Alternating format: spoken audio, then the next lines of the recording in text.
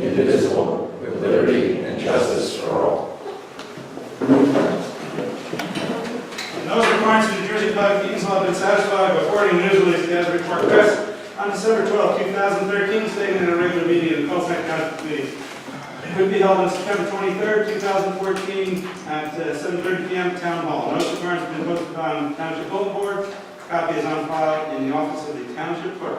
Roll call, please. Deputy Mayor Schatzel. Here. Deputy Mayor Engel. Here. Deputy Mayor Orgo. Here. Deputy Mayor Fitzgerald. Here. Mayor McNabb. Here. Number one on the agenda is the approval of the minutes from September 10th, 2014. Any comment from the committee? Take a motion, please. So moved. Second. Roll call. Deputy Mayor Schatzel. Yes. Deputy Mayor Engel. Yes. Deputy Mayor Orgo. Yes. Deputy Mayor Fitzgerald. Yes. Mayor McNabb. Yes. Number two on the agenda this evening is the mayor's proclamation. This is a proclamation for Mental Illness Awareness Week, being sponsored this year by the Colts Neck Women's Club. It is from October 5th to the 11th of 2014, and the proclamation reads as follows. Whereas mental illness is a term used for a group of disorders causing severe disturbances of thinking, feeling, and relating, whereas mental illness can affect persons of any age, sex, race, religion, social, and economic background, whereas during the course of any given year, 5.5 million Americans are disabled by severe mental illness, whereas nearly 2/3 of all people with diagnosable mental disorders do not seek treatment because of stigma, ignorance, and lack of appropriate service and treatment options, and whereas mental illness impacts 1 in 4 individuals. Now therefore, I, Russell Magner, Mayor of the Township of Colts Neck, together with the entire Colts Neck Township Committee, do hereby recognize and proclaim this week of October 5th through 11th, 2014, as Mental Illness Awareness Week within the Township of Colts Neck, and I present this proclamation to Joanna Broman, President of the Colts Neck Women's Club, with our thanks that she bring this very important issue to the Colts attention. Thank you, Joanna.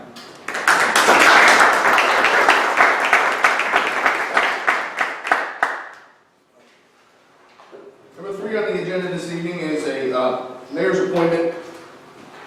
This is for emergency management coordinator within the Township of Colts Neck. The emergency management coordinator within the township was Chief Sauter. He resigned for statutory reasons. The statute that governs emergency management in municipalities requires the coordinator to be a resident of the township. Chief Sauter no longer resides in the township. Therefore, he resigned, and I have appointed, with his approval, our fire chief, who is Mr. Michael Burke, and I'd like to recognize him and do a swearing. I have a swearing for you, Mike, if you can come up.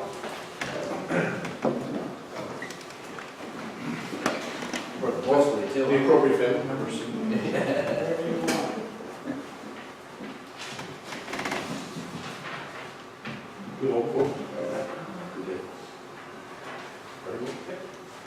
I, Michael Burke, I, Michael Burke, do solemnly swear do solemnly swear that I will support the Constitution that I will support the Constitution of the United States of the United States and the Constitution and the Constitution of the State of New of Jersey, the State of New Jersey, that I will bear that I will bear true faith and allegiance true faith and allegiance to the same to the same and to the governments and to the governments established in the United States established in the United States and in this state and in this state, under the authority of the people, under the authority of the people, and that I will faithfully, and that I will faithfully, impartially, impartially, and justly and justly perform perform all the duties all the duties of the office of the office of Emergency Management Coordinator, of Emergency Management Coordinator, Township of Colts Neck, Township of Colts Neck, to the best of my ability, to the best of my ability. so help me So God. help me God. Thank you, Mike.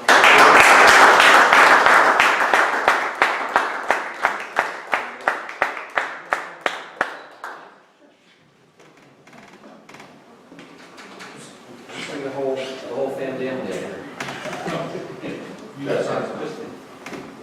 We're going to go forward. Thank you. This is the ultimate vote on the skill set. It's the old one, so you should. All right, I should go. Thanks.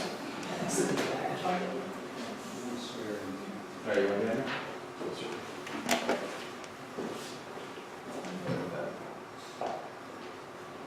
Wow. It's probably a big day. Any more? One more back. Hold on. Okay.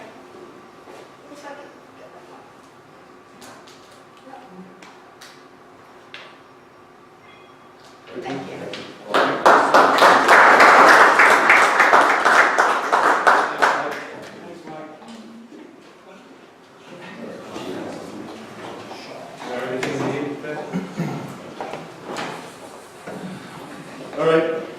Move right along. You know,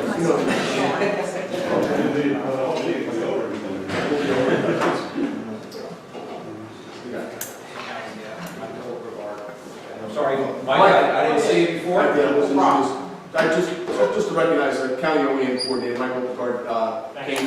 I appreciate you coming. No problem, Mike and Burke. to support the new appointments of the coordinators, I appreciate it. Absolutely. Look forward to working with Mike and the rest of you folks. Thanks for all the work. We got to know each other better, of course, the last big storm, and hopefully it's more, not similar events, but we appreciate all the work you do for Cold Snap. My pleasure, and thanks again, good luck to everyone. All right. So, we have another nice thing. Yeah, this is the nice thing night. We don't have too many of them, so we really have to soak them in when we do have them. We're going to recognize tonight somebody that's really helped us out quite a bit this summer. It's Ms. Dorothy Rebrick, that's right? Rebrick, sorry. Who served as our administrator in our court for the summer and actually beyond that. When we really needed some help, and we really needed help, because we were in trouble. And she really helped us out. And on behalf of the Township Committee, I'd like to thank her. And we have a little something for you tonight, just to show our appreciation for what you did for us. And that we, not something that we, something that we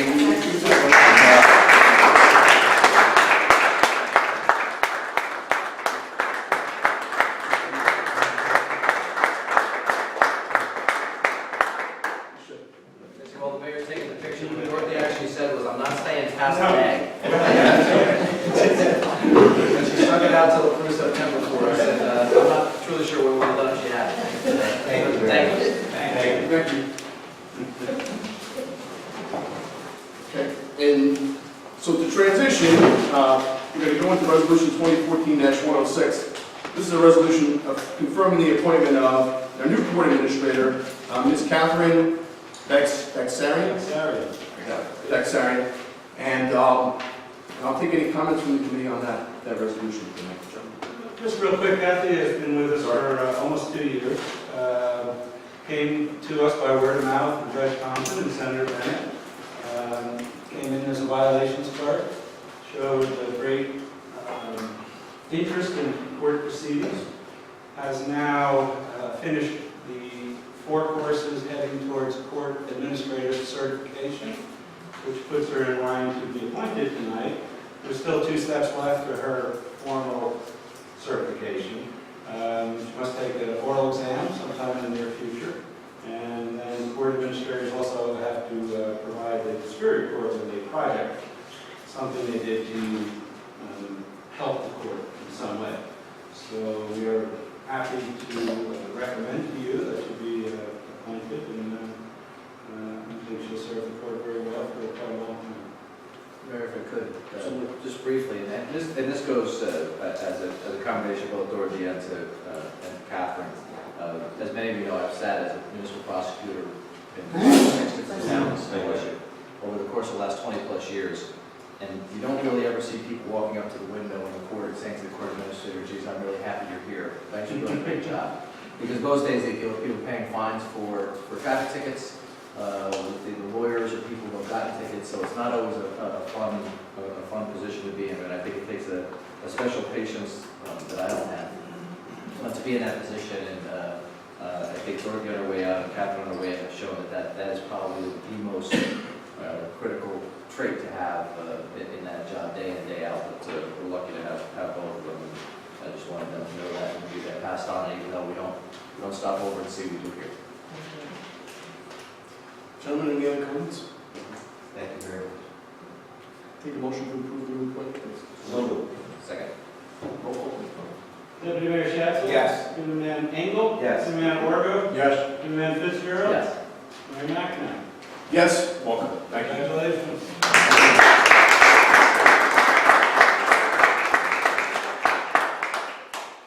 Moving right along through this evening's resolution 2014-107.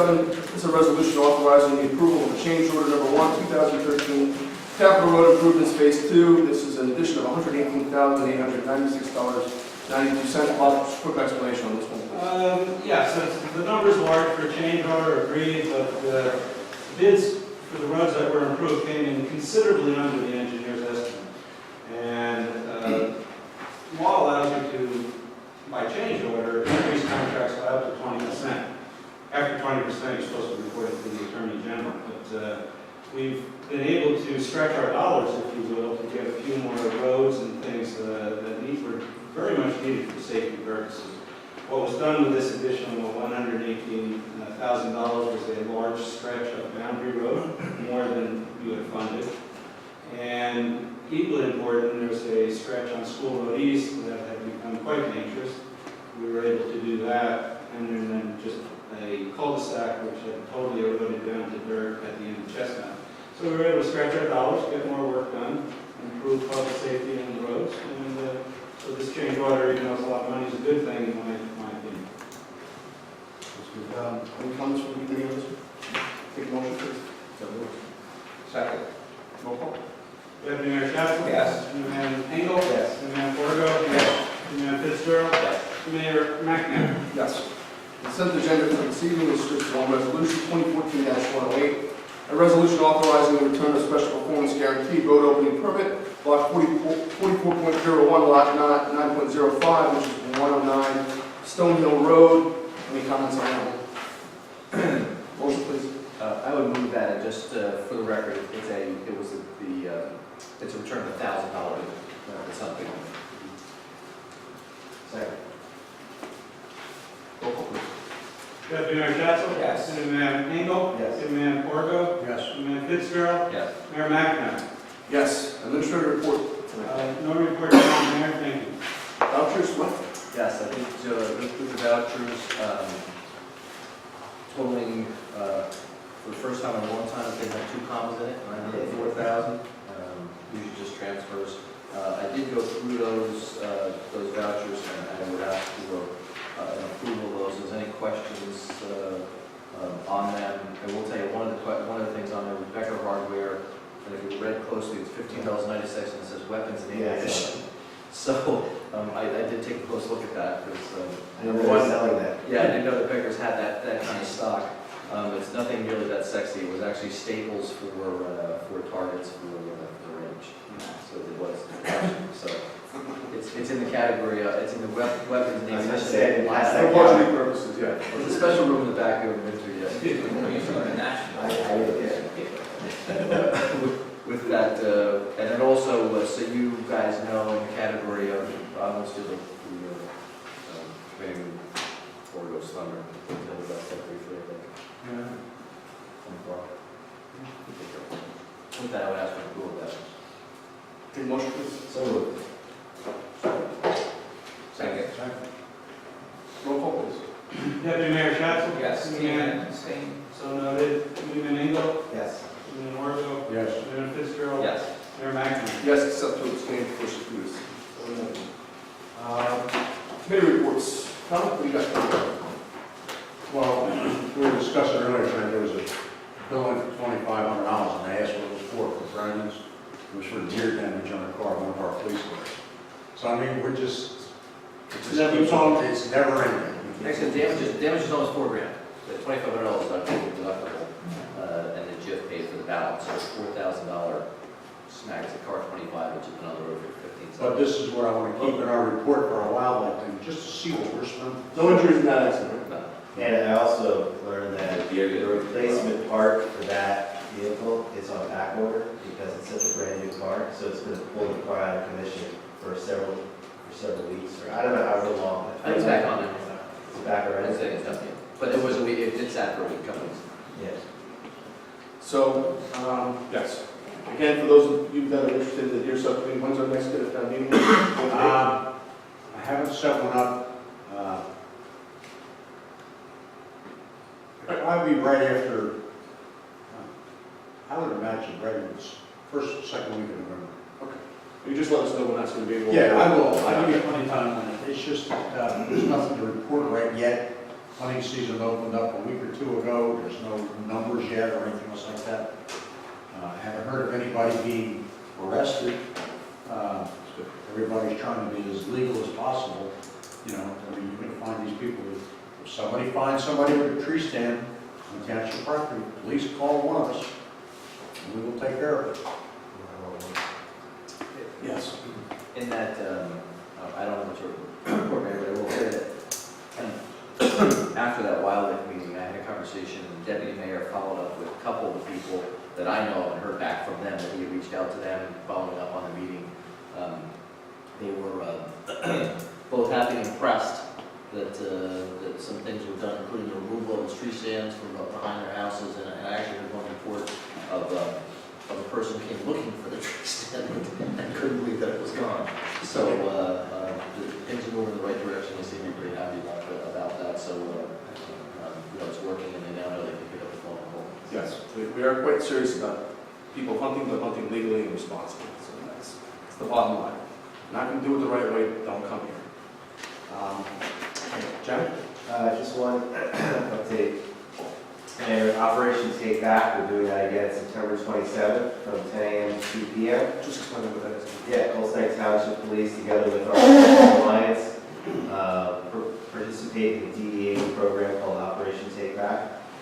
What it is it's an opportunity to prevent prescription pill abuse and theft by asking our residents to rid their homes of potentially dangerous, expired, unused, and unwanted prescriptions and over-the-counter drugs.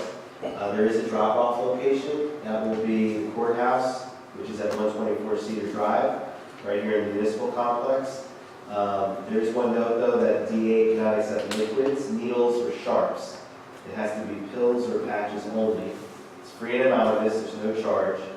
And really the intent is, and one of the reasons the Alliance does this with the police department each year, is it provides a safe, convenient, responsible way for folks to rid their homes of drugs. And it's been very well received in the past. I've attended it a couple of times, and you'd be surprised how quickly that pillbox fills up. Is this for the county or just for Colts?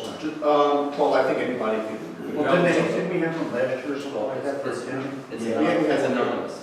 It's an ongoing, you have, I think it's every 6 months we do it. We definitely had it over the years since I was out that one, but that pillbox fills up very quickly. You might want to hit on the fact that the part of the reason is it's not just the obviously get the pills out of your cabinet, but it's preferred to flushing them down the toilet. Environmental reasons. Right, yeah, we don't want that. So if anyone's interested, Tony, I'm gonna keep this up here with Bob, we'll get the information. Jim? Nothing tonight, Mayor, thanks. Oh, there's one thing, the CMEA, the papers. I don't know if you want to. There's Oh, we did.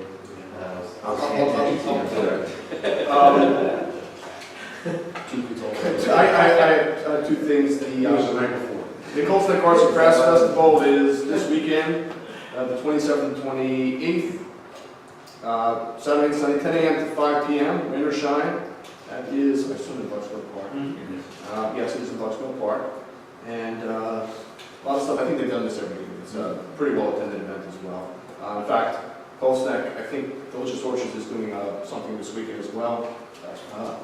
This weekend? That was just 2 weeks ago. I saw a billboard for something. In any case, yeah, Colts Neck will be a busy place this weekend. So, Really busy, huh? Figure on. Stay up for the morning. This weekend. I just want to say that for 1 second. I thought it was interesting. Two things. Don't forget also, when is the 5K race for the CBD? October 2nd? October 2nd? 10-2? 5K. PBA 5K. Yeah, that's for breast cancer. Correct. That's a good event. Any of the runners out there, please attend. What I thought was interesting was they refer to it as, they don't call it Bucksmore Park, they call it Colts Neck Fairgrounds. I heard it on the radio today, and I was wondering where it is. No, what's my call? I didn't know where it was. And the other thing that we had this past weekend, which is not a township-sponsored event, but a very big township event on the whole, is Colts Neck Rock Fest. I know Deputy Mayor and I were both there. But a good time. Very, very well-attended event for the town. Basically, it's a community party. It's a community party. Everybody gets together. Everybody brings their kids out. Yeah, it's well-attended. Everybody cooks. A lot of music. And as far as I know, no problems, no issues. They clean up. So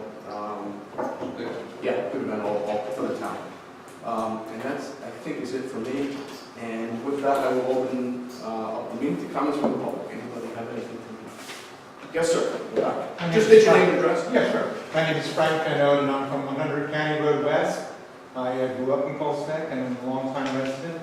I just want to bring an issue to you that I think we should be at least aware of. I have spoken to the Historical Preservation Group about a year ago, but have not heard anything since from them. And I have personally spoken to William Berry about this issue. I want to preface it by reading a brief article from the Red Light Register dated June 1933. It says, Boy Scouts as preservers of ancient burying grounds. A short time ago, the members of the Atlantic Township Boy Scout troop spent a day in clearing away brush and undergrowth at private burying grounds in the vicinity of Colsnick, where the bodies of veterans were interred. Among these cemeteries, which the boys put into presentable conditions, were some where Revolutionary War officers were buried. Monmouth County has many ancient burying grounds, some of which antedate the War of Independence, as is attested by the dates on the gravestones. In the earlier times, when little else than agriculture was the industry of the area, private burying grounds were on almost every farm. Not the least vestige of many of these cemeteries remains, and others are so run down and overgrown with vegetation that unless someone soon takes action to preserve them, the time will be when the distant interred, they are what will be wiped out. They are historical landmarks well worth preserving, and it is gratifying that the Boy Scouts of Atlantic Township have called attention to the fact of this action. Civic improvement organizations and other societies might well donate part of that activity to preserving ancient burial grounds of this county. There is a burial ground where 20 to 30 members are buried in one of the old early Dutch families here in Colts Neck. Whereabouts? It's on the corner of there and Fenix Road. It's a Chickalisi property, but it's just underneath farm preservation, from what I gather. The people who are buried here owned almost all the land where Doorbrook is now and River Edge development. Are they grave sites more? But Are the grave sites more? I'm sure there's some markers because in a Book of the Dead by a man named Kessler in 1917 it was published, and there was a list of 20 to 30 people that are buried there. Of those 20 or 30, 3 of them are Revolutionary War soldiers, and 2 of them were prisoners of war in September 1780. So I feel that it's important, considering what happened over in Homedale with the cemetery over there that was desecrated by the Homeowners Association, that we do what we can in working with the preservation group and whoever else the owners of the property to see a possibility of getting Boy Scouts or something as a service project to go in there with help to clean away the brush and debris or whatever else happens to be there. These are gravestones among, don't touch them naturally. And hopefully, as well, and Memorial Day, as we have been, celebrating Michael Fields for years and years, which is a very important part of our Memorial Day festivities. All I would like to see is this grave site taken care of, and maybe some, flags placed on some of these graves that we can find the actual Revolutionary War soldiers markers still there, so that we can take care of it. And also, there's supposedly, according to Mrs. Berry and some other letter, a African-American burial site on Hillsdale Road or whatever, and we should try to locate that and see if it's, at least put a sign up saying this is a site, a little sign or something, with permission of whoever owns the property. So this is that. I think that if somebody would be like a liaison between your group and the historical preservation and get something going so that hopefully by this Memorial Day coming up, Absolutely. we can have something done to honor these people who have made our county what it is. Yeah, thanks for bringing it to our attention. I personally was not aware of that particular one. I know of It's up in the back behind the baseball field, Merrick Road. It's up there. I don't know if it's really actually on Springsteen's property or the other people, but it's up there by the pond. So it's on Chickley? It's not on his property. It's up in the back. I've seen it. I've seen the cemetery there and stuff like that. I think it might be on Springsteen's property, right on the corner. It's on the corner up there where the baseball fields end and everything else up in that northwest quadrant. There's another one at the end of Cross, right on the boundary of Homedale and Colts Neck. Well, that was originally part of Atlantic Township. That's one right. time. That's crossing. That's now Homedale, I think. is- Not cross That's Boulevard. all numbered. Wilbur, yeah. Is that an Homedale? I thought that was. That's Homedale. They sold the That was some property of the old- for recreation. That was the old Cross Farm. Yeah. John Cross. Yeah. All right, so we're looking at the one that may be on. It's right over here. Two people bought the house, used to be St. Ange or St. St. George? St. George. It was right in the back of their property behind the pond. And I don't know if it's on their property or if it's on Springsteen's behind it or the township baseball field, but it's right next. I thought it was part of the Chiglisi property. I don't know. It But, could have been at one time. yeah, because it was Bohemian's property way back. Yeah. Yeah. So we can look into it, make sure nothing, There was a cemetery at the Phalanx at one time. I don't know whatever happened to that. yeah. So I'm just saying we should be aware of this and we should try to preserve part of our history. We will. Thank you. Don, thanks for bringing it to our attention. Anybody else have anything tonight? Chuck? Yes, what was the date and time of that operation? It was September 27th from 10 a.m. to 2 p.m. It's Saturday. This Saturday. Just that. On the website? On the town's website. Yeah, so, It's on the website, that says it. I have some other questions about the audit, so I just made only got 4 copies. If you guys could answer these questions for me, there's 4 of them there. You're going to Fitzgerald, you're going to Schatz, and the finances, give me my answer. Is this what was in the Pulse Neck? This was in the summary, that when you called me about time, you were telling me about cutting my trees and my brush. And I went over the next day and got it, and then I went over and I looked at the actual audit itself. My first question is, it says cash and equivalents. It went up 4.481, 465, $94 million. Explain that increase. Chuck, honest answer tonight is no one at this table, including myself, is going to be able to answer your specific questions.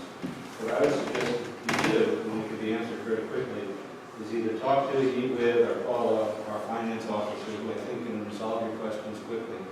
Otherwise, we would be somewhat grasping at straws for. You mean nobody knows why that went up, that's a cash account? I would not be comfortable stating what I'm not positive of. Okay, and the next one, on the liability side, you had serial bonds going up almost $6 million. That's a big increase. When I saw it, just looking at it, just the first time I looked at it. Okay, I'll call. Respect the questions, but would refer you to the current economies. Okay. But you did $2 million for roads, you did. You can answer pretty quick. Rather than sit here and. Yeah, we're speculating. We'll get the answers for you, Chuck. Yeah, absolutely. Yeah, but John's the right guy to call on that, you know. Well, but those are huge amounts. I mean, if you look, I don't disagree that the numbers are big numbers, but I'm sure there's a very good explanation for them, and John, without even thinking much I'm about it. not saying it because I don't know myself. I don't know. But, if after you talk to John, and you have further questions as to specifics, hopefully we'll be in a better position to answer. I'd be happy to entertain. Anybody else tonight? Jeff? Jeff Sauter, 41 Ann Street, Colts Neck. I just really want to quickly commend Mike Burke for being sworn in as the OEM coordinator. I know I provided to you a letter, Mr. Mayor, Yes. dated December 12, 2003, pointing out some good things that Mike did. I would ask that go onto the minutes, please. Thank you. Okay. Anything else tonight, folks? All right. Close the public comment section of the meeting. With no closed session tonight, I'll take a motion to adjourn.